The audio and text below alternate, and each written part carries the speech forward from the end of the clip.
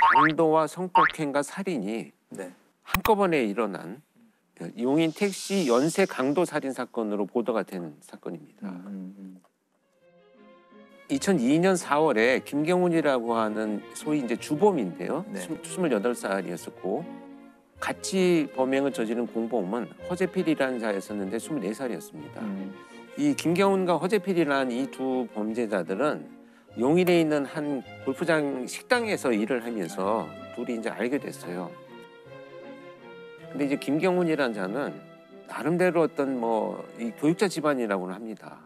그래서 뭐 그렇게 어렵게 살지는 않았는데 특수 강도 범죄로 체포가 되어가지고 구속이 됩니다. 4년 실형을 받고 나오거든요. 아마 굉장히 중범죄였던 것 같아요. 어찌됐건 그 범죄를 저지르고 난 이후에 총 전과 7범의 범죄를 저지르면서 계속 범죄를 이어왔습니다. 이제 그 당시의 수사 기록들을 검토를 해보면 대부분 성범죄와 관련된 범죄가 계속 이어져 왔다. 그래서 돈과 여성에 어떤 집착하는 네. 이런 유형이었다라고는 알려지고는 있습니다. 근데 허재필은 의외로 뭐 그런 어떤 그 전과가 없어요. 빚이 좀 있었다 그래요. 근데 당시에 월급이 이제 워낙 얼마 되지 않으니까 김경훈이가 이제 제안을 합니다. 택시로 위장 강도를 해서 너희 빚을 내가 갚아주고 같이 우리가 뭐 유흥비에 쓰자. 그래서 2002년 4월 18일에 이제 범행을 시작하는데요. 둘이서 차를 타고 가가지고 허재필은 트렁크에 숨어 있고 김경훈이가 자신이 알고 있는 여성에게 그날 잠깐 만나자라고 이제 제안을 해서 영동 고속도로 상에 있는 한 휴게소로 이제 유인을 해서 태워서 갑니다. 그리고 그 휴게소에 도착을 한 다음에 트렁크에 숨어 있던 허재필이가 나와서 김경훈과 합세를 해서 이 여성한테 금품을 강취를 합니다. 그래서 카드를 강취한 이후에 이 여성을 살해합니다. 그리고 이제 인근에 암매장을 한 뒤에 12회에 걸쳐서 286만 원을 인출을 합니다. 그래서 이제 이 살인을 한 이후에 자신감을 가지죠. 이 범죄자 둘은 이제 우리가 뭔가 해낼 수 있다. 두 번째 사건은 며칠 지난 다음에 두 사람은 주차된 택시에 택시 번호판을 일단 훔칩니다. 그리고 그 위에 있는 캡을, 택시 캡 있잖아요. 네. 그것까지 훔쳐와가지고 네. 자기 차에 장착을 해요. 그러니까 번호판하고 그 캡을 캡만 훔쳐서 자기 차에, 그러니까 자기 일반 승용차에 택시로 위장을 한 거죠. 그렇게 이제 택시를 하나 만들어가지고 용인 일대를 돌아다니기 시작을 합니다. 그리고 그날 밤에 오후 11시경에 수원의 한 도로에서 택시를 기다리던 여성을 이제 차에 자연스럽게 태워가지고요. 현금 2만 원을 강취를 하고요. 신용카드를 빼앗습니다. 그리고 노끈으로 목을 졸라서 살해하고 트렁크에 유기를 하죠. 불과 다음 날 이제 막 하루하루 계속 범죄가 이어집니다. 그래서 밤만 되면 택시를 기다리는 여성을 태워가지고 같은 방식으로 범행을 하고 살해를 합니다. 결국은 이거 카드로는 어차피 많은 돈을 뽑을 수는 없잖아요. 그러니까 그렇습니다. 그 몇백만 원 때문에 계속 그렇죠. 사람을 죽이고 있다는 건데 때로는 몇십만 원, 뭐 몇백만 원 그게 정말 정도. 이해가 안 되는 것 같아요. 근데 이게 되게 중요한 부분이에요. 범행이 탄로날 것 같아서 살인을 저질렀다라고 하는 것이 이 범죄자들의 특징으로 지금 보시면 될 것 같고요. 그리고 나서야 이 범죄자들이 자신들의 범행에 대한 이제 수사망이 좁혀지기 시작을 하니까 갑자기 이제 그 다음날 패턴을 바꿉니다. 이 번호판과 캡을 떼어내고 세 명의 여성이 같이 서 있는 곳에 가서 같이 놀러 가자, 드라이브를 하자 이렇게 이제 유인을 합니다. 유인을 해서 자기 차에 태운 다음에 2명을 성폭행을 하고 또다시 같은 방법으로 노끈으로 피해자들을 살해합니다. 그러다가 이제 체포된 과정을 보면요, 계속 범죄가 이제 성공을 하니까 용인의 한 회사 주차장에서 이제 번호판을 훔치려고 하다가 경비원한테 발각이 됩니다. 그래서 이제 경찰에 신고가 되어가지고 절도 범죄로 경찰이 출동을 해서 이 두 사람 체포를 하는 과정에서 김경훈이 경찰에 도착하기 전에 이제 도망을 가게 됩니다.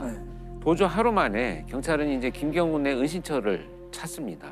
그래서 이제 방을 급습을 했는데 급습하는 순간에 이미 김경훈은 자신의 목을 찌르고 피를 흘리고 있던 상태로 발견이 됐죠. 그래서 이제 경찰이 병원으로 후송을 했지만 결국 사망을 하게 되죠. 경찰은 이내 동생을 앞세워 용의자 김 씨가 은신 중인 포항의 한 가정집을 덮칩니다.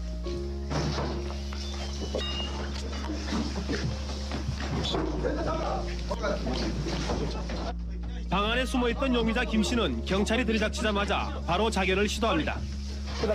용의자 김 씨는 병원으로 옮겨졌으나 오늘 오후 6시쯤 끝내 숨졌습니다. 그래서 그 사실은 체포될 당시에 경찰이 정말 놀랬다 그래요. 저는 이제 투입되지는 않았었는데 차에 그냥 시신들이 이렇게 포개돼 있었죠. 뒷좌석하고 뒷좌석에. 뒷좌석과 트렁크에 트렁크에. 그냥 뭐 이렇게 그냥 마치 짐짝처럼. 어떻게 싣고 다니지? 그러니까. 그래서 시신을 싣고 다닌 차량으로 굉장히 유명했던 이런 사건입니다. 결국 이 두 사람은 단 11일 동안 여성 6명을 살해하고 그들이 뺏은 돈은 단 520여만 원에 불과했다고 합니다. 연쇄 살인범 허재필은 경찰에서 쓴 자술서에 잡히지 않았다면 계속 사람을 죽였을 것이라고 썼습니다. 허재필은 이 자술서를 쓰면서 끝내 회한의 눈물을 흘리며 용서를 빌었지만 용서받기엔 그의 범죄가 너무 중하고 큽니다. 허재필은 체포가 되어가지고 사형 선고를 받고 현재도 수감 중에 있습니다. 근데 사형수로 지금 현재까지 수감을 하고 있는 거죠. 아니, 살인장과가 없었던 두 범인이 어떻게 첫 범행부터 이렇게 다양한 살인의 강도에 의아하거든요. 그렇죠. 저도 이 질문 되게 많이 받거든요. 그런 일들은 사실 많이 일어납니다. 근데 이들이 갖고 있는 소위 목표는 자신이 원하는 어떤 목표를 이루기 위해서를 이것을 좀 도구처럼 쓴다는 건데 사이코패스들하고 좀 다른 의미를 갖고 있어요. 여기에서 우리가 어떤 걸 주목해야 되냐면 택시 연쇄 강도 살인 사건의 본질은 금품 감취의 목적인 강도 범죄를 이어나가기 위해서는 어떻게든 증거가 인멸되어야 되고 그렇죠. 증거 인멸의 방식은 성폭행을 하는 것이고 신고하면 결국 너만 손해다. 가족들이나 남편 또 다른 사람들이 알게 되면 이런 이제 신고되지 않는 범죄들이 훨씬 많고요. 네. 정확한 내용을 파악하기도 어려운 한계들이 있습니다. 또 신고율이 거의 10% 넘어가는 통계가 잘 없어요, 실제로. 전체 사건 중에 10%를 잡아도 아주 많이 잡는 통계이고. 근데 아마도 이제 우리나라에서 있었던 가장 그 엽기적인 이런 사진과 관련된 사진 예술과 관련된 범죄는 그 이동식 사진가 살인 사건이에요. 네. 굉장히 충격적이죠. 네. 1983년 1월 구로구 호암산, 지금은 금천구예요. 금천구 호암산에 낙엽이 쌓인 곳에서 한 여성의 그 시신이 발견돼요. 아이들이 놀다가 시신을 발견하는데 사실 제가 이 지명을 정확히 알고 있는 이유가 이때 제가 초등학교 6학년이었고요. 제가 여기 살았거든요. 저희 뒷산이라고 할 수 있어요. 그래서 어릴 때 그 살인 사건 이야기를 들었던 기억이 어렴풋이 나는데 이때 시신이 발견되니까 경찰이 조사에 들어갔고요. 조사를 해본 결과 24살의 여성으로 밝혀졌고요. 독극물을 먹고 이제 죽은 걸로 사인은. 그 여성은 이발소에서 일하고 있던 여성이었고 그래서 이발소의 단골 손님들을 중심으로 이제 쭉 탐문 수사가 시작된 거죠. 그래서 이제 거기 단골 손님들을 찾아가서 하나씩 만나는 과정 중에 그 범인인 이동식, 당시 사진 작가라고 하는 사람인데 이동식은 특수절도 등으로 전과 3범으로 복역을 마치고 나와서 배관공으로 일을 하면서 동시에 사진 작가를 했다고 그러더라고요. 이 사람한테 경찰이 찾아갔어요. 찾아갔더니 자신은 뭐 사진 작가고 하면서 막 사진을 이제 보여주겠다고 보여주는데 사진이 대부분 그 여성의 누드를 찍은 사진이고 근데 일부는 되게 엽기적인 장면들이 있는 거죠. 그러니까 막 사람이 죽어가는 모습 같은 것도 있고 막 피가 나는 장면도 있고 근데 자신은 이제 이게 컨셉이라고 하는데 그 경찰들이 그 사진을 막 열심히 보고 있는 중에 이 사람이 뭔가 사진 한 장을 이렇게 숨기려고 하는 게 포착이 돼요. 그걸 이제 그 눈썰미가 뛰어나신 이제 경찰 한 분이 본 거죠. 그 사진에는 그 하얀 베일을 쓴 여성이 있었는데 이제 이게 심상치 않아서 확인을 해보니 그 죽은 그 사람이 맞다. 죽은 사람이 맞다. 그래서 이제 이 집에 대한 압수수색이 시작되고 결국은 집에서 21장의 사진을 찾게 돼요. 이 죽은 여성의 사진을 찾게 되는데 이 사진을 가만히 보니까 이게 죽어가는 과정을 찍은 거예요.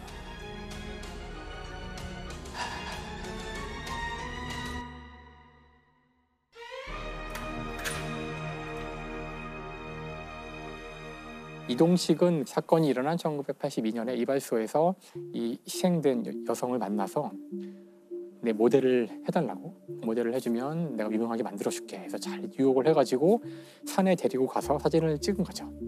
그래서 청산가리가 든 약을 주면서 날씨가 추우니까 감기 걸릴지도 모르니까 이걸 미리 먹어라 이런 식으로 그걸 먹었더니 이제 그때부터 청산가리에 의한 중독이 시작된 거죠. 그리고 죽어가는 사람을 사진으로 담은 거예요. 근데 일단 본인은 어떻게 둘러댔냐면은 자신이 죽인 게 아니라 그런 설정을 찍은 거고, 그러니까 죽어가는 모습인 척 찍은 연기해라. 거고, 우리는 헤어졌다. 아마도 여성이 나중에 자살을 한 게 아닐까, 뭐 이런 식으로 얘기를 하는 거예요. 근데 좀 사진을 가만히 분석해 보면 그 희생자 주위에 풍경이 있잖아요. 나무도 있고 풀도 있고 그것과 실제 범행 현장의 모습이 같아요. 그러니까 이게 말이 되려면은 헤어지고도 다시 원위치로 가서 그 자리에서 자살했다는 건데 이건 좀 말이 안 되는 상황이고요. 근데 보다 결정적인 증거는 이 사진을 당시 아주 유명한 그 다른 사진 작가에게 맡기게 돼요. 분석을 맡기게 돼요. 그래서 그 사진 작가가 분석을 하는 과정에서 이제 좀 충격적인 결과가 나오는데 이게 너무 사진이 그 해상도가 좋다 보니 사람의 솜털까지 다 보이는 정도로 가더라고요. 근데 사람의 이 솜털이 이렇게 자세히 보면 이렇게 서 있어요. 이렇게. 그렇죠. 서 있는데 사람이 일단 사망을 하면 그때부터 솜털이 서서히 이렇게 눕는다고 하더라고요. 근데 이 사진이 너무나 해상도가 좋아서 솜털이 다 보이는 상황이라서 분석을 통해서 21장의 사진 가운데 1번부터 16번까지는 살아있었고 16번, 17번 사이에 사망을 한 것으로, 그래서 17번부터 22번까지는 솜털이 눕는 걸 볼 수 있죠. 이미 사망한 이유이기 때문에. 그럼 살아있을 때부터 사망할 때까지 찍은 거네요. 그렇죠. 그러니까 이 사실이 밝혀지자 이제 또 말을 바꿔요. 이것은 내가 추구하는 예술의 세계다.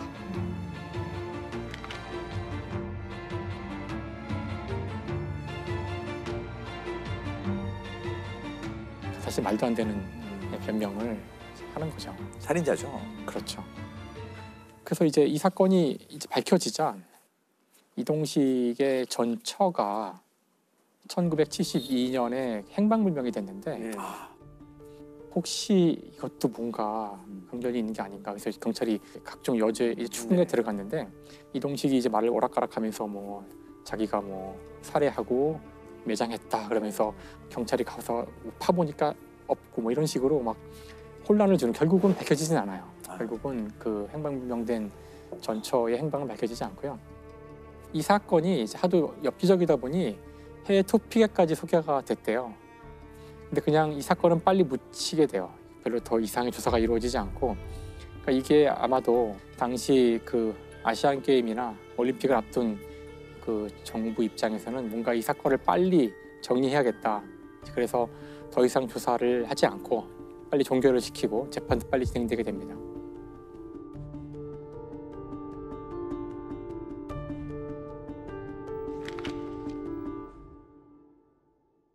재판부에서는 결국 그 사형을 선고하고 실제로 사형이 집행돼요.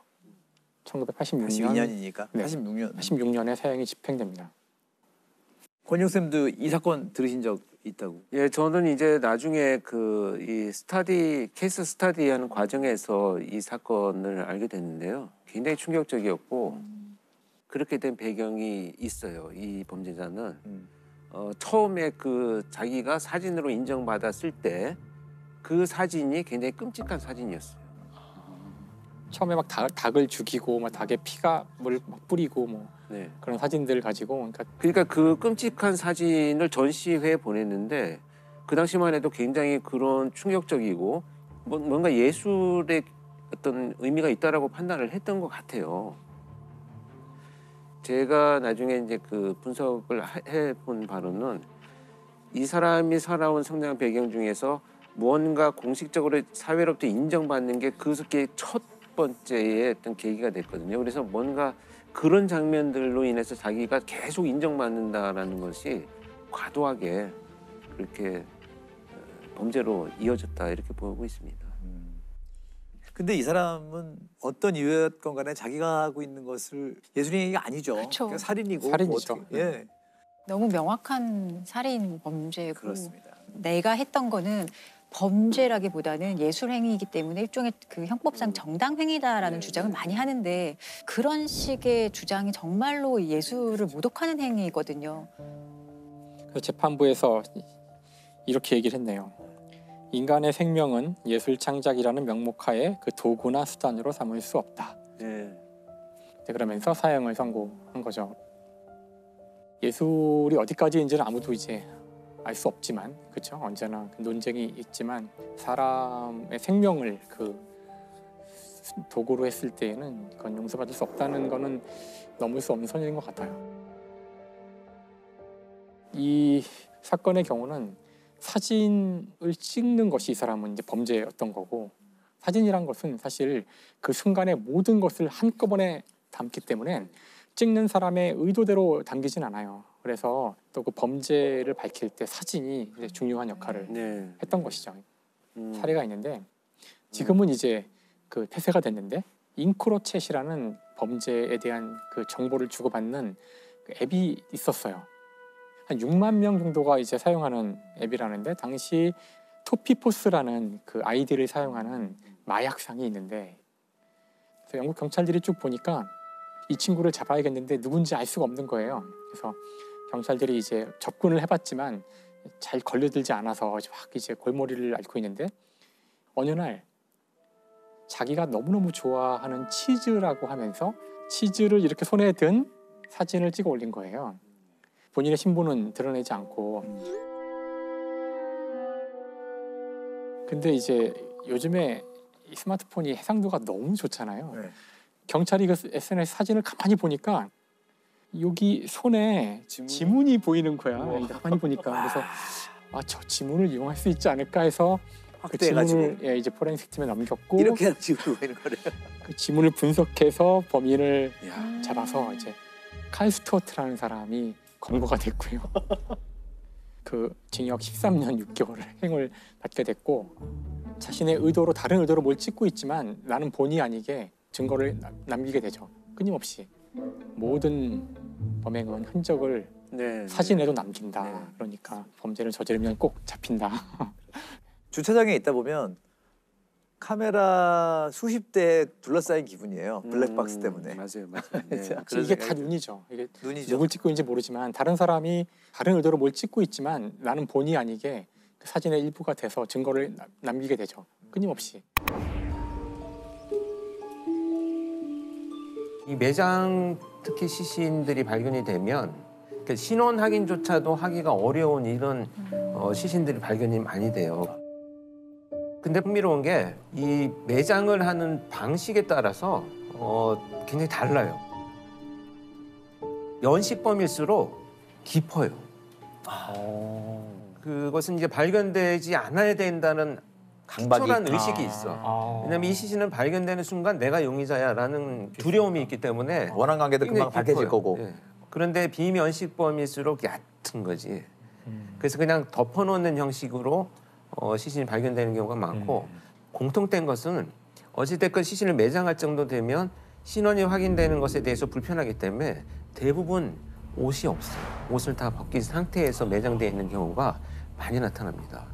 그리고 또 산 중턱쯤에 매장을 했느냐, 또 정상까지 갔느냐 이런 것들도 프로파일러 입장에서는 굉장히 중요한 단서가 돼요.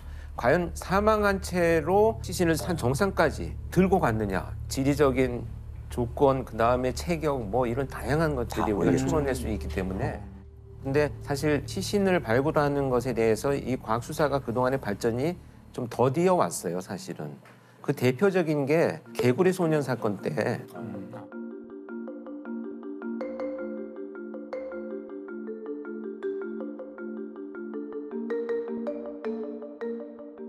외국 같은 경우에는 바디팜이라 그래서 시신이 이렇게 부패되어오는 과정들을 연구할 수 있는 시스템이 잘 돼 있었거든요.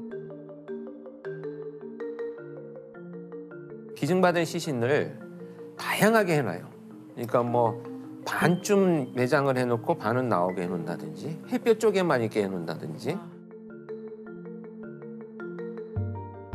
다양한 환경에서 시신을 놓아두고 카메라로 시신이 부패되는 과정을 전 과정을 다 녹화를 해요. 그래서 어떤 산에서 네. 살인 사건이 발생하고 시신이 발견됐다 그러면 그 데이터를 적용해서 아 이건 얼마나 됐고 나이는 얼마나 됐으며 인종은 어떤 인종일 거야. 이것을 빨리 찾는 데이터로 활용을 하거든요. 그리고 그게 저희 생각에는 거기에 누가 시체를 이렇게 기증할까 이런 생각을 네. 하실 저도 계속 그 수도 생각했어요. 있잖아요. 네. 근데 의외로 그러니까 1910년대 후반쯤에는 미국이 경제가 이제 안 좋아져서 그런지 매장을 하기 힘든 경제적으로 어려운 사람들이 너무나 많이 여기 기증하겠다고 그래서 오히려 지금은 굉장히 강하게 여러 가지 조건들을 달아서 죽기 전에 이 사람이 자기 자필로 이렇게 직접 기증을 하는 서약서 같은 게 없으면 안 받고 이런 식으로 의외로 많대요. 기증하려는 사람들이. 물론 이제 좋은 의미로 하려는 사람도 그렇죠. 있고 그렇죠. 좋은 의미로 맞고 보통 그런데 보면 뭐 다른 생명을 살리는데 기증하는 분도 계시지만 네.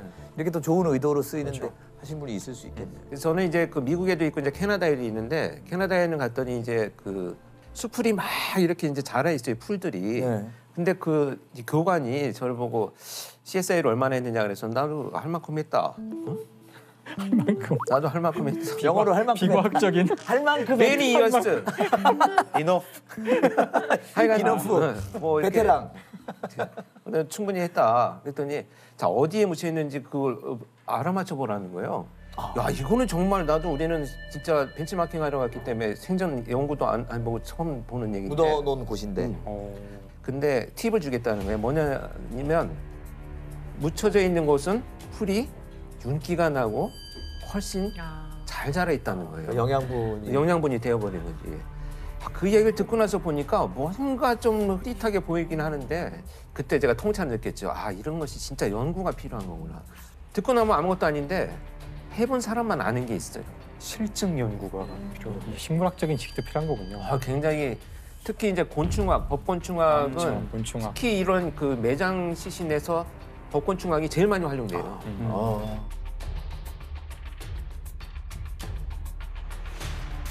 자, 어떤 곤충의 알이 발견됐다. 이 알들은 자라오는 기간이 우리가 다 데이터가 있잖아요. 그렇네요. 그러면 아 역시 버려진 지가 얼마나 됐을 거야. 그때부터 추적을 해서 사건을 수사해 나가는 거죠. 뼈에서는 일단 중요한 숫자가 또 우리 김상욱 쌤의 그림이 또 나왔습니다. 206? 206. 206이라는 숫자가 이제 뼈에서 중요한 숫자인데 이렇게 아 숫자가 다 붙는구나. 오. 일단 이 두개골이 29개의 뼈가 있다 그러고요. 그다음에 이제 이 척추부터 쭉 여기 몸통, 그다음에 쭉 줄기도? 갈비까지 해서 이게 51개의 51. 뼈가 있고 오른팔, 왼팔이 각각 32개씩, 그다음에 오른다리, 왼다리가 또 31개씩. 그래서 이걸 다 더하면은 이것이 206이 돼요. 여기 이 각각에 대한 수많은 정보들을 우리가 다 알고 있으니까요. 그래서 이제 이걸 가지고 우리가 많은 것들을 유추할 수 있는데 이게 지금 206이라는 숫자는 성인이고요. 네. 아이들은 300개에 달해요.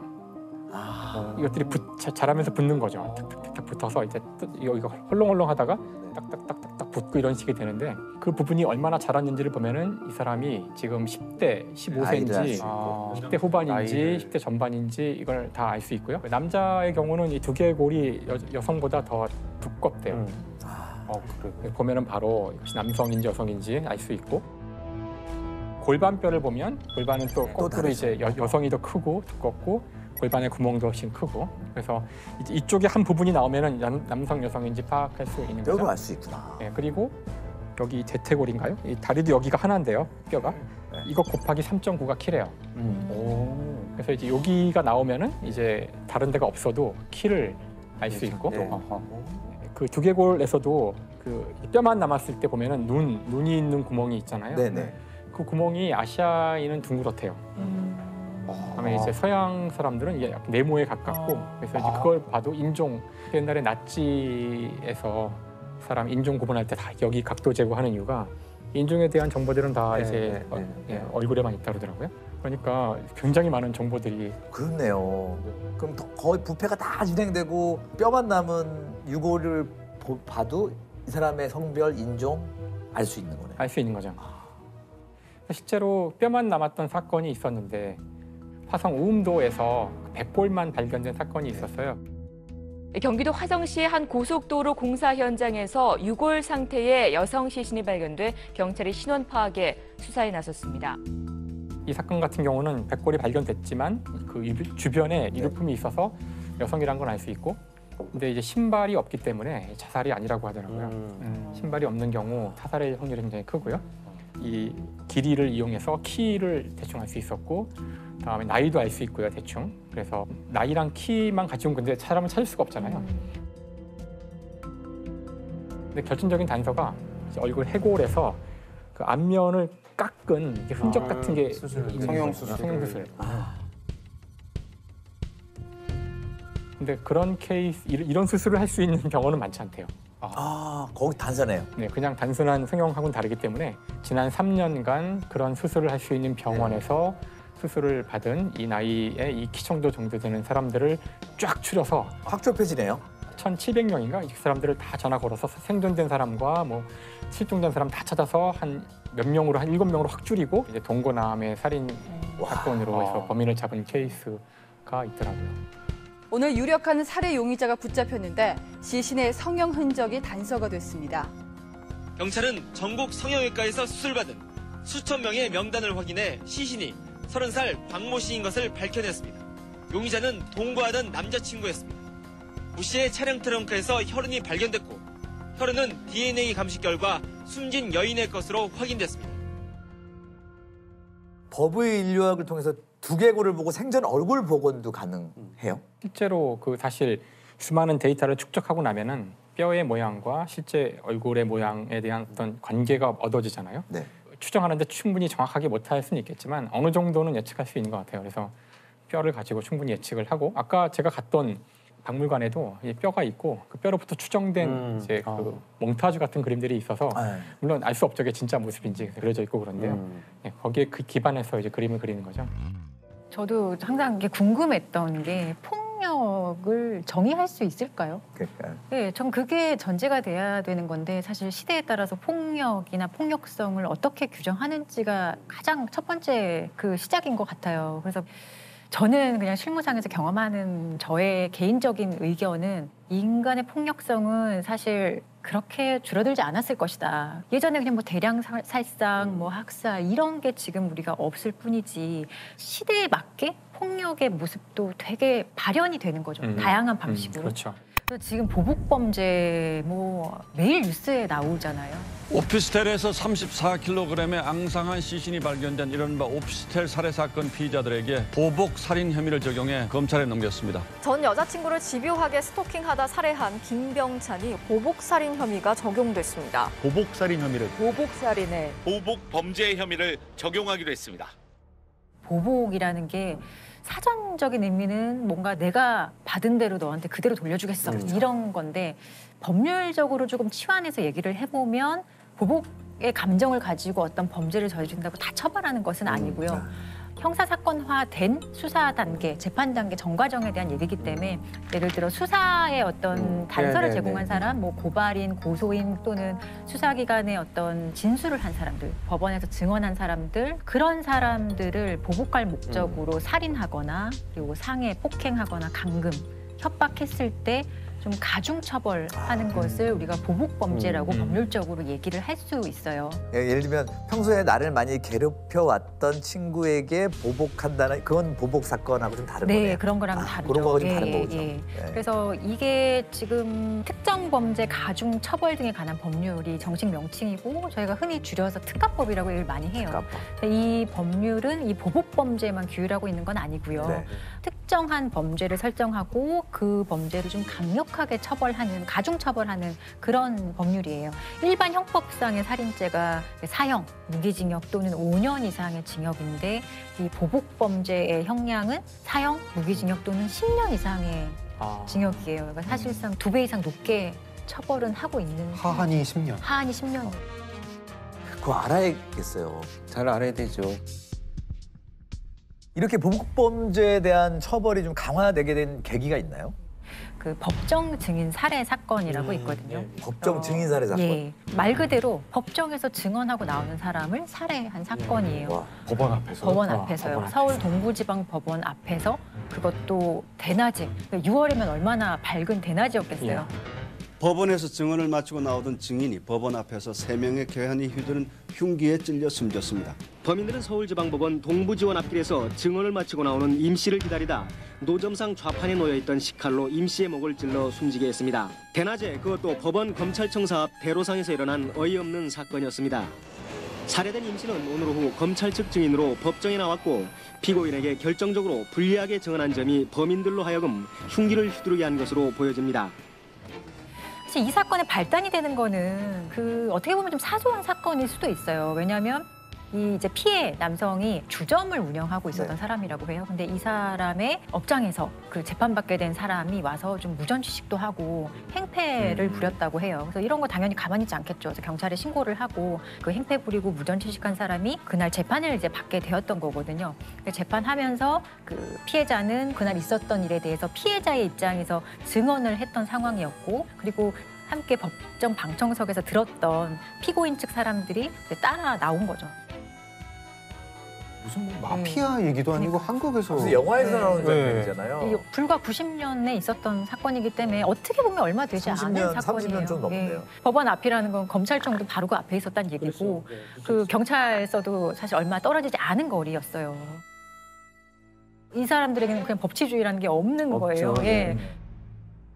이 당시의 분위기가 어땠을까요? 90년도에. 당시에 이게 검찰 입장에서도 상당히 충격적이죠. 그렇죠. 왜냐하면 검찰 측 증인이 나와서 증언을 했는데 바로 법원 앞에서 살해를 해. 굉장히 어떻게 보면 검찰 입장에서 망신을 당한 거기도 하고 모욕을 당한 거기도 하고.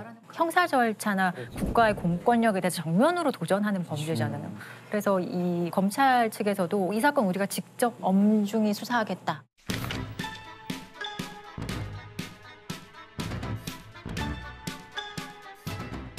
수사력을 엄청나게 동원을 해서 도주한 사람들을 찾기 시작을 하는데 바로 잡히지 않고요. 한 주범은 11일 뒤에 잡혔고 그 즈음에서 다른 한 명도 잡히고 나머지 한 명은 1년 뒤에 잡히거든요. 1년. 예. 오늘 아침 서울 납송대 도피 행적과 배후 조직 등에 대해 경찰의 조사를 받은 이 사건의 주범 변운현 씨는 오늘 오후 빗속에서 범행 순간을 재현했습니다. 대낮에 그것도 법원 바로 앞에서 저지른 끔찍한 살인과 피 묻은 옷을 갈아입고 도주하는 과정을 변 씨는 그대로 태연하게 여러 사람 앞에서 해보였습니다.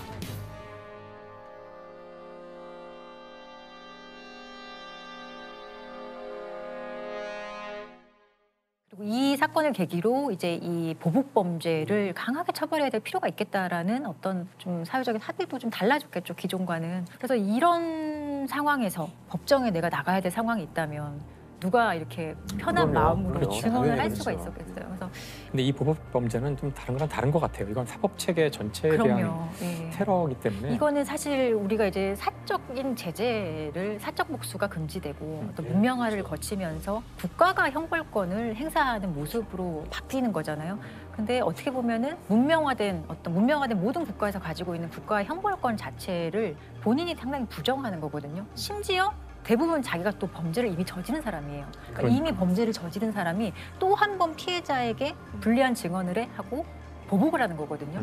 이것을 방치한다면 이런 유형의 범죄들이 굉장히 많이 일어날 거예요. 그럼. 일단 보복은 생각보다 더 큰 죄다라는 생각을 가져야겠네요.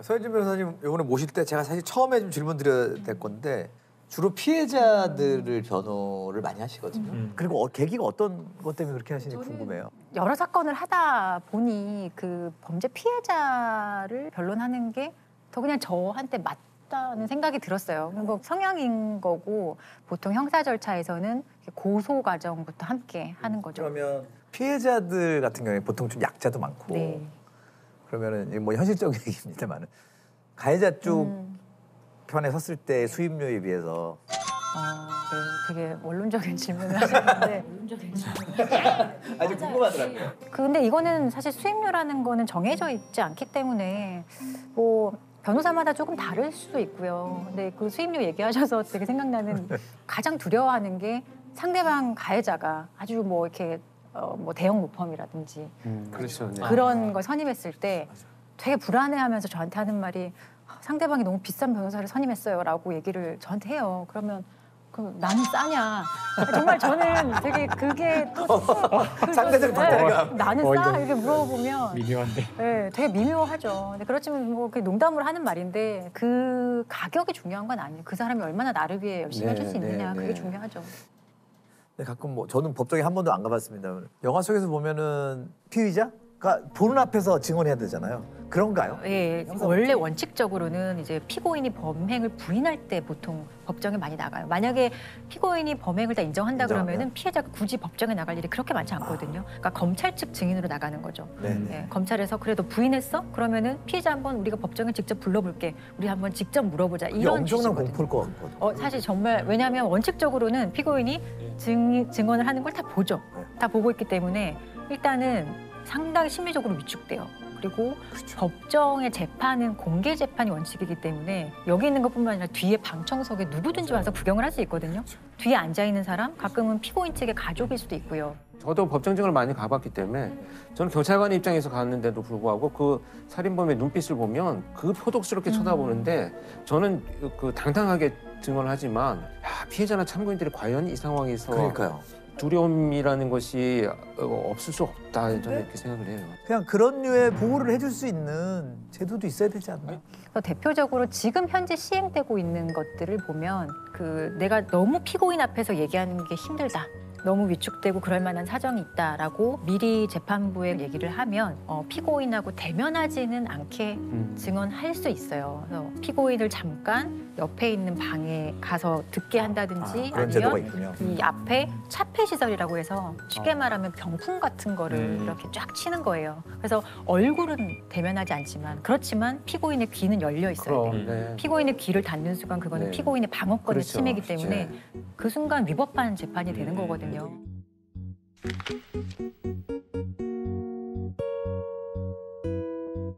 저는 그 한마디만 덧붙이면 90년대 그 증인살인 사건이 그럼 이제는 안 일어날 수 있겠는가라고 생각을 해보면 증언을 하고 나오는 사람을 죽이고 이런 것들은 사실 많이 줄어들었을 수 있는데 보복범죄의 통계를 한번 보면 2014년부터 19년까지 연평균 거의 400건 가까이 계속 있거든요.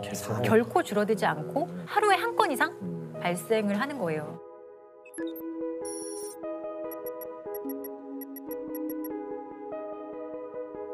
보험금을 노린 범죄도 그건도 참 저도 참 답답하고 지금도 돌이켜보면 이제 과연 아찔한 사건인데요. 2006년도쯤에 피해자가 아버지예요. 아버지가 이제 조수석에 타고 아들이 운전하고 운전자의 어머니가 탑승하고 차량이 갑니다. SUV 차가. 근데 교차로에서 좌회전하면서 이미 정차돼 있던 소나타를 충격을 해요. 주도를. 그러고 나서 조수석에 탔던 이 망인만 가서 보니까 이미 사망한 상태예요. 크리스마스 밤에 교통사고로 한 50대 공무원이 숨졌는데요. 일가족이 타고 있던 SUV 차량이 신호대기 중이던 승용차를 들이받았습니다. 이 사고로 SUV 차량 조수석에 타고 있던 공무원 54살 김모 씨가 그 자리에서 숨졌습니다. 가족들은 가장인 김 씨가 교통사고로 숨졌다고 진술했고 서둘러 시신을 화장했습니다. 가족이 탑승한 상태에서 조수석에 탄 사람만 돌아가셨잖아요. 당연히 응급실 인턴쌤은 교통사고로 인한 사망, 의심할 여지가 없이 사망진단서 띄어졌죠. 그런데 사고 처리반은 우리 공 교수님 아시겠지만 사고 처리용 사진을 찍는 거예요. 첨부해야 돼 사진. 그 사진을 몇 장을 찍고 사망진단서는 발부됐고 사고 처리라는 것은 인정이 돼 있으니까 당연히 끝났죠. 근데 이게 이제 교통사고인데 문제는 장례 연락을 안 했어요. 부고를. 직장에도 연락하지 않고 또 형제들한테도 연락하지 않고 아무한테도 연락하지 않고 장례를 치러버려요. 화장을 해버렸어요.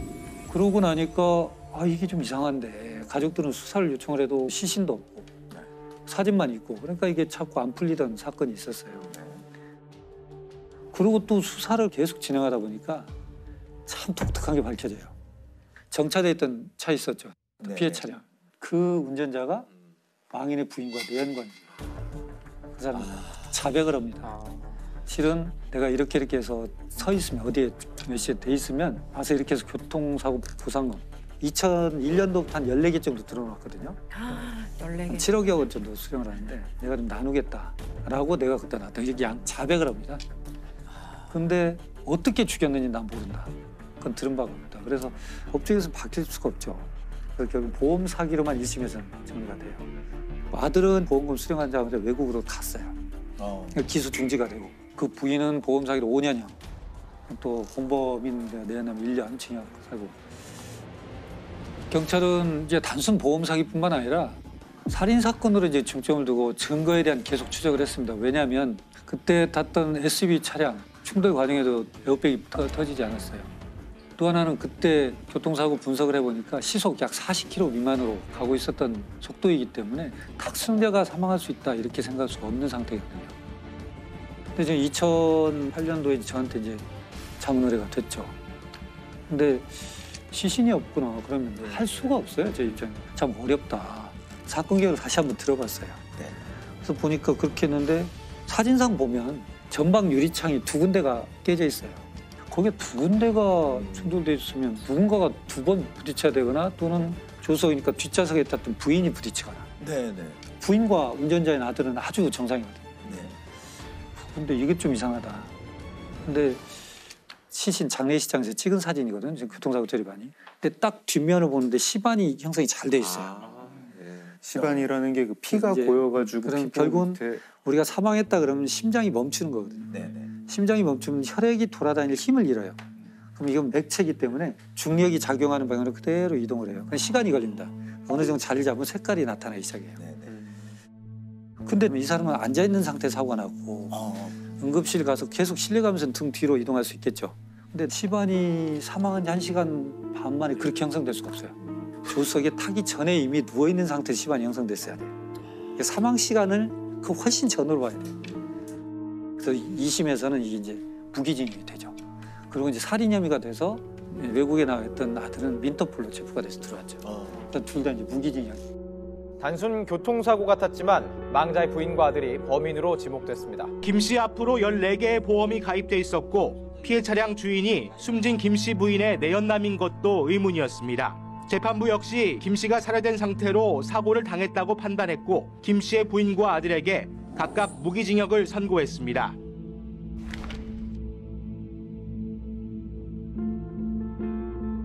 이게 만약에 등 사진을 안 찍었으면 영영 몰랐던 거네요. 오히려 장례를 정상적으로 좀 치렀으면 묻힐 뻔했던 거네요. 이분들의 좀 성급한 마음이 꼬리를 잡히게 된. 근데 그게 문제예요. 지금 우리나라가 OECD 국가 10위 안에 들어있고 그러지만 근데 출생과 국적 취득은 굉장히 까다롭습니다. 근데 사망에 대한 것은 굉장히 허술해요.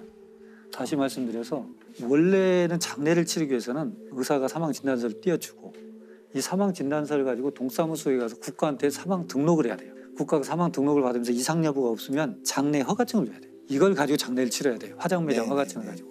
근데 우리나라는 사망 등록이 그렇게 안 돼 있어요. 장례를 다 치르고 사망을 한 날로부터 한 달 이내에 동사무소 가서 신고하면 되거든요. 그러니까 필터링이 없는 거예요. 볼 수 있죠. 근데 또 중요한 건 사망 진단서가 없어도 돼요. 인후 보증이라 2사람의 보증만 있으면 사망 등록이 또 가능합니다. 인후 보증이라는 게 그 버두자 쓰는 그냥 가족도 아니고 그냥 지인이 와가지고 해주면 됩니다. 죽음에 대해서 객관적 검증의 제도가 필요하다는 거예요. 경북 상주 농약 사이다 사건입니다. 경북 상주의 한 마을 회관에서 음료수를 마신 할머니들이 의식을 잃고 쓰러져 중태에 빠졌습니다. 국과수 감정 결과 음료수에는 살충제 성분의 농약이 들었던 것으로 확인됐습니다. 무색 무취의 농약이라서 할머니들이 농약이 섞여 있다는 것을 모른 채 음료수를 마셨던 것으로 보입니다. 때는 이제 2015년 7월 14일이고요. 마을 회관에 할머니 7분이 모입니다. 7월이니까 덥잖아요. 아우 더우니까 목마르다. 먹을 거 없나? 마실 거 없나? 하고 냉장고 문을 열어요. 사이다가 페트병으로 있었는데 뚜껑이 사이다 뚜껑이 아니라 자양강장제 뚜껑으로 닫혀 있었어요. 할머니 한 분이 그걸 꺼내 와가지고 밥그릇에 돌려가지고 나눠 드십니다. 나눠 드시는데 한 분은 내가 집에서 마가루를 이제 물에 타가지고 마시고 와가지고 난 안 먹겠다. 이러면서 한 분은 안 드세요. 드시고 나서 조금 있다가 한 분, 두 분 쓰러지세요. 한 분, 두 분 쓰러지고 할머니들이 이제 쓰러진 채로 구토를 해가지고 토사물이 얼굴에 뒤덮이고 하도 한 분은 이제 그 구토를 격렬하게 하셔가지고 틀니가 빠질 지경이 돼요. 제일 젊었던 할머니가 비틀거리면서 나가요. 마을회관 옆집에 살던 할머니가 마당을 기어다니던 할머니를 보고 형님 왜 그래요? 이러면서 119에 신고를 합니다. 그 마을회관 안에는 할머니 5분이 계속 발작을 하고 계신 거예요. 근데 그 안에 할머니 5분이 있다는 걸 구급차가 몰라요. 아이고 이런. 신고를 한 분만 했구나. 신고를 이제 거의 1시간 가까이 돼서 이 5 할머니는 그때서야 병원을 가는 거예요. 그 할머니 6분 이제 다 중태에 빠지시고 결국 2분은 돌아가세요. 경찰이 당연히 오죠. 마을회관에 있던 모든 액체를 다 수거를 하고 금방 밝혀내요. 뭐 들어있다. 네. 사이다와 특정 성분의 살충제가 섞여 있었다. 이거는 그러면은 계획적인 범죄고 살인 범죄다. 수사를 하죠. 마을 입구에 CCTV가 있어요. 외부인 온 사람들을 다 수색을 해요. 근데 외부인 중에는 없는 것 같아요. 외부인 중에는 없는 것 같고 그럼 내부인인가? 이 마을 너무 작아가지고 마을 사람들 다 서로 알고 다 형님 동생하고 누가 원한 가진 사람도 없는데 이게 어떻게 이럴 수가 있지? 자연스럽게 의심의 방향은 왜 할머니가 7분이 모였는데 한 분만 사이다를 안 드셨나? 안 드신 분. 네. 그 안 드신 분한테 이제 수사 초점이 모아가게 되죠. 수사를 할 때 의심스러운 부분들이 많이 나와요. 그 할머니가 타고 다니는 전동 휠체어가 있는데 거기서 농약 성분이 나오고 이 할머니 옷에서 그 살충제 성분이 나와요. 제일 또 의심스러운 거 하나가 그 할머니 집에 그 마당 뒷뜰에 뚜껑 없는 자연강장제가 나오고 그 자연강장제 안에 살충제가 성분이 나와요. 그리고 할머니 집에서 자연강장제가 9병이 더 나오는데 그 9병이랑 마당에서 발견된 한 병이랑 유통기한이랑 제조번호가 같아요. 같은 세트네요. 네, 같은 세트. 10개짜리 한 상자를 사서 하나를 마시거나 비우고 거기에 살충제를 넣어서 마을회관에 가서 사이다를 탄 거 아닐까? 이제 경찰이 이 할머니를 용의자로 특정을 하고 체포를 합니다. 저는 경찰청에서 제가 근무할 때여서 투입이 됐어요. 이분이 마을회관으로 가는 동선이 늘 있어요. 늘 있는데 공교롭게도 그랬는지 아니면 자기가 범행을 하려고 하는 긴장도 때문에 그런지 그날 다른 곳으로 가요.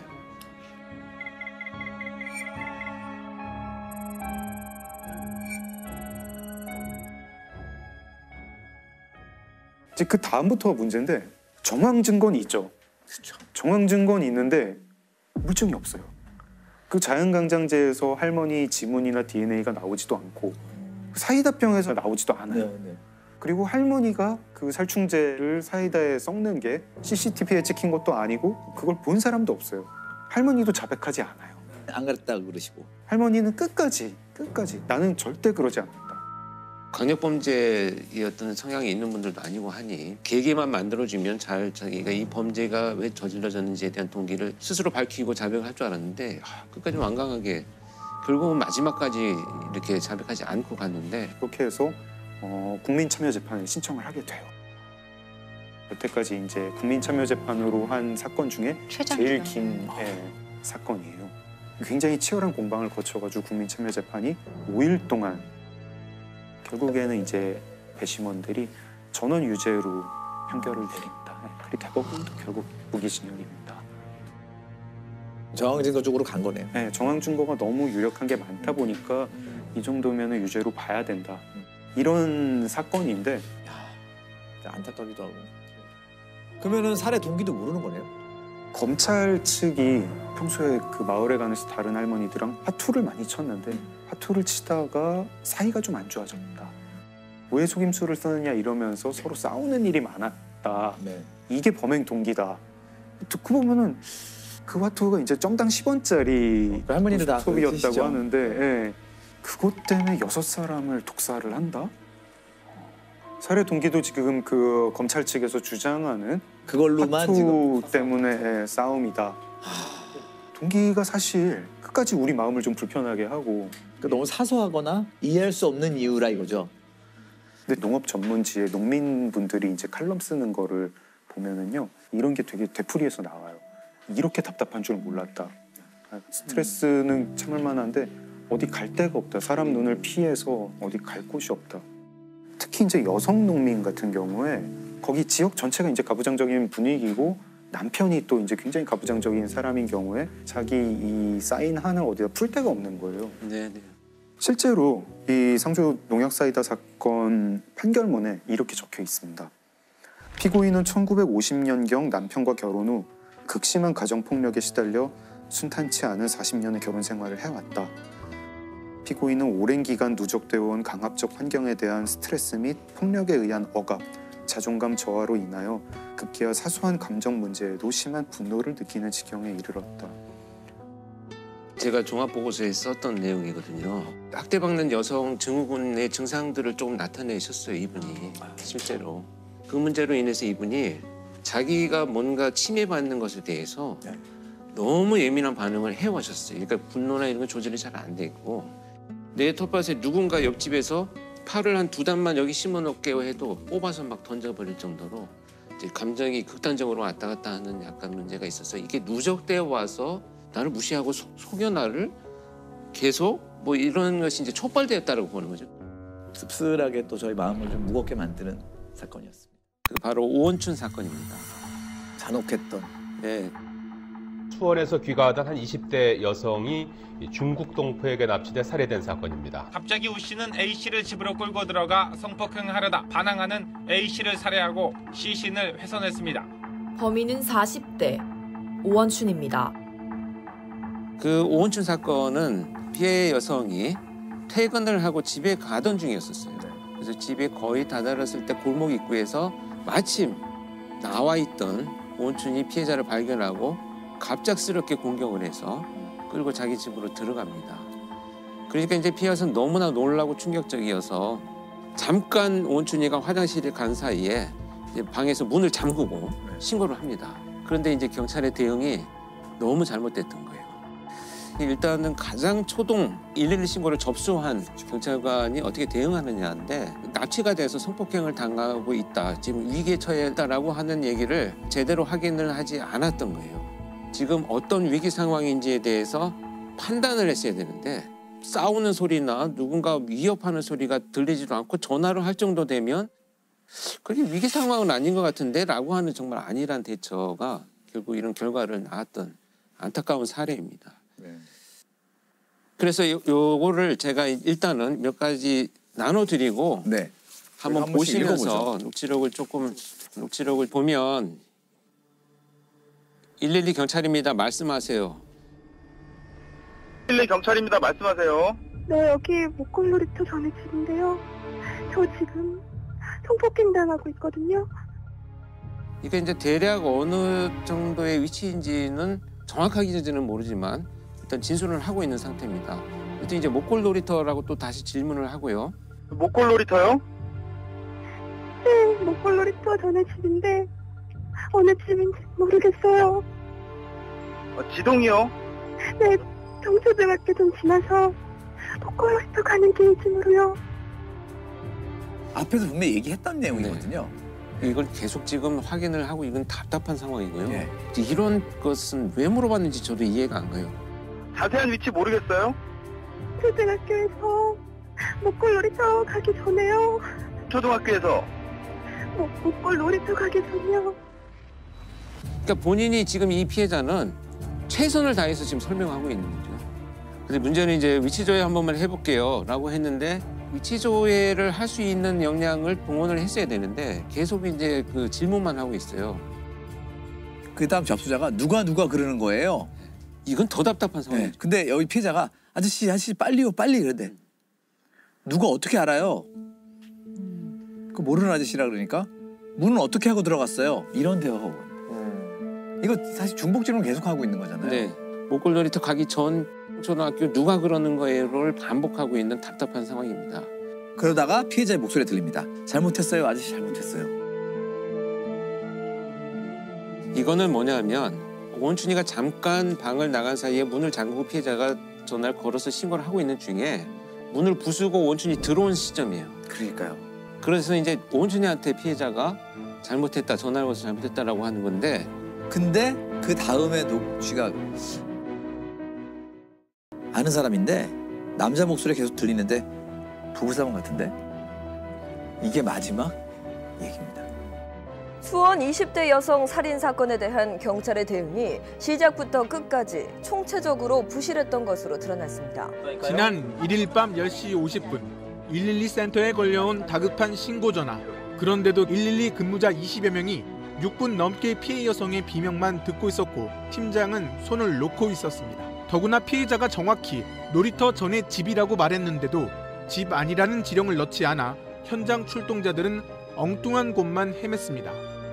여기서 가장 큰 잘못은 구조 요청이고 위기 상황이라고 하면 어떤 상황인지를 자기가 자기적으로 임의적으로 판단하면 안 됩니다. 물론 자기들이 나중에 변명을 할 때는 집집마다 그렇다고 이 시간에 다 들어가 볼 수는 없지 않느냐라고는 하지만 사실 위기 상황이라고 판단이 되면은 지역 주민들이 뭐 경찰한테 항의하고 욕을 한다고 하더라도 해야죠. 이게 문제는 아니라고 저는 보거든요. 그렇죠. 그런데 이 당시에 지금 확인을 나중에 해봤더니 그 경찰관으로 임명된 지 얼마 안 된 초임 순경이 112 신고를 받았다는 것이 이제 밝혀졌죠. 진짜 공포에 떠는 사람의 목소리를 저희는 실제로 들어본 적이 없잖아요. 예, 사실은 이런 감지 능력이 경험이나 여러 가지로 좀 있어야 되는 분들이 받아야 되는 것 같긴 해요. 네, 당연히 이제 그 112 상황실에 이제 사실 발령이 되려면 충분히 교육도 되고 경험이 있는 사람으로 당연히 했었어야 된다. 이것도 조직적인 문제죠. 개인의 문제라기보다는.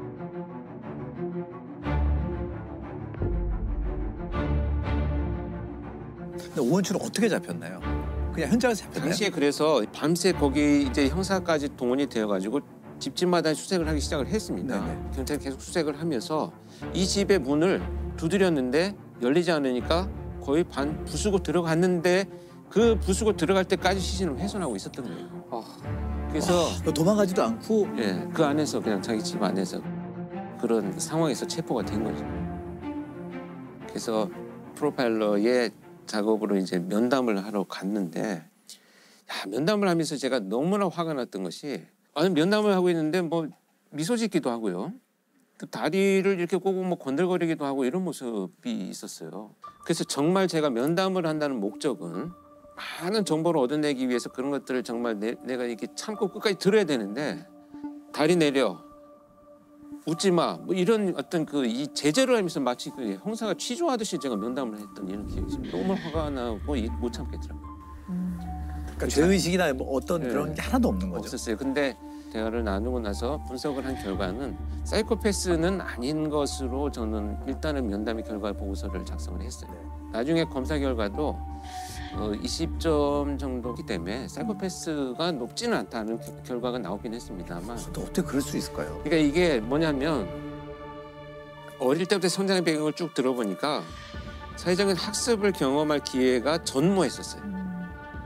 어떤 일이 발생했을 때 내가 어떻게 대처해야지 뭐 이런 성장하면서 우리가 조금씩 배워가는 사회화 과정이 너무 없었기 때문에 그 상황이 됐을 때 대처할 수 있는 합리적인 방법을 자기가 못 찾고 그냥 계속 훼손만 하고 있었던 거죠.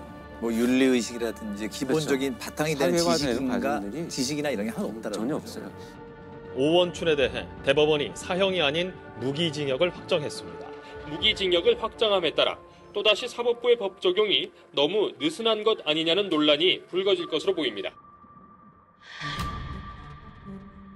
자, 이 사건 이후에 112 시스템이 좀 바뀌었나요?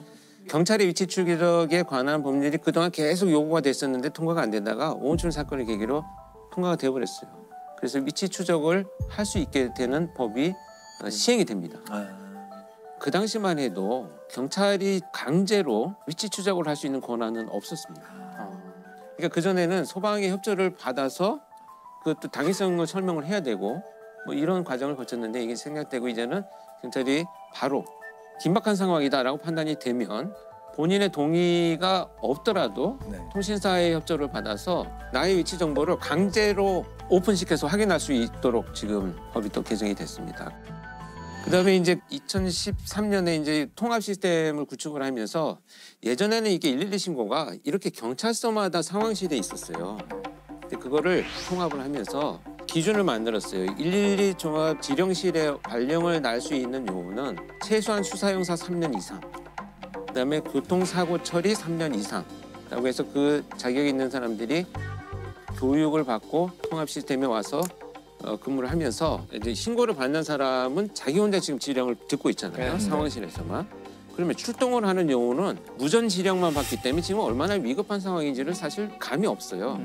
근데 그거를 지금은 출동하는 경찰차에 달린 내비게이션을 통해서 그걸 같이 듣게 되어 있어요. 그 대화를 들으면서 출동하는 경찰관은 정말 이걸 사이렌을 켜고 가야 되나? 끄고 가야 되나도 판단을 해야 되죠.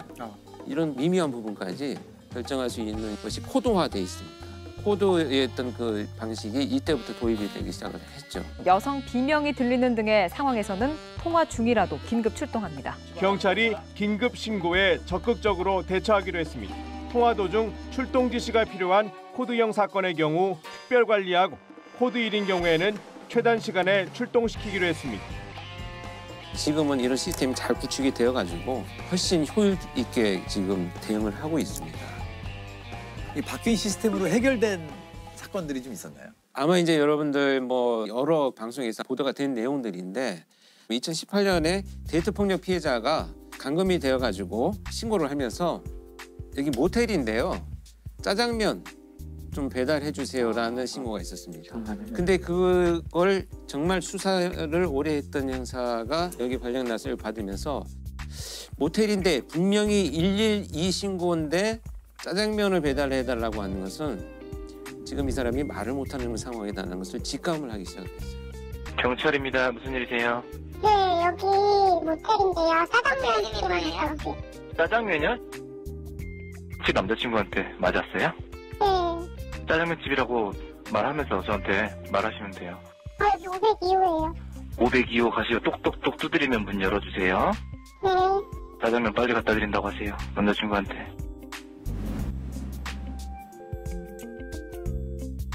차분히 정말 중국집인 것처럼 대화를 나누면서 그 위치를 확인을 해가지고 현장에 출동을 해서 체포가 된 사건이 있었죠. 이 전에 그런 교육이나 이런 사건들이 없었으면은 이거 그냥 장난 전화로 112에 전화해서 짜장면 갖다 달라는 게 장난 전화라고 우리 생각할 수 있잖아. 신고 접수를 받는 분들이 좀 더 섬세해지고. 그래서 이제 이런 것들이 방송에 나가고 나니까 가정폭력이나 신고를 하기 어려운 분들이 다양하게 좀 위기 상황을 대처하는 것으로 발전을 해 나갑니다. 아까 되게 저희들이 몰랐던 사실 그 문자로 신고할 수 있다는 건 정말 왜냐면 소리를 못 내고 납치당한다거나 하는 분들은 내비게이션 앱이나 이런 거 보면은 우리 좌표를 이렇게 정확히 찍을 수가 있어요. 그렇죠. 그거를 캡처해서 보내면 되잖아요. 메시지로. 네. 그러면 그렇죠. 소리 하나도 없이 신고할 수 있거든요. 그래서 우리 방송이 저는 굉장히 중요하다고 보는 게 저의 아내나 가족들 아이들도 아빠 문자 신고가 돼? 이거를 모르고 있어요. 위기 상황이 된다면 꼭 반드시 말을 해야 되는 건 아니다. 그조차도 안 되는 상황이 있다면 112에 신고를 해놓고요. 그냥 놓아두면 됩니다. 그렇죠. 그러면 위치 추적을 해가지고 경찰이 지금 말도 못하는 상황이구나라는 것을 반드시 확인을 하러 출동을 하니까 일단은 신고를 하는 것이 본인을 보호하는 그냥 첫걸음이 되지 않나.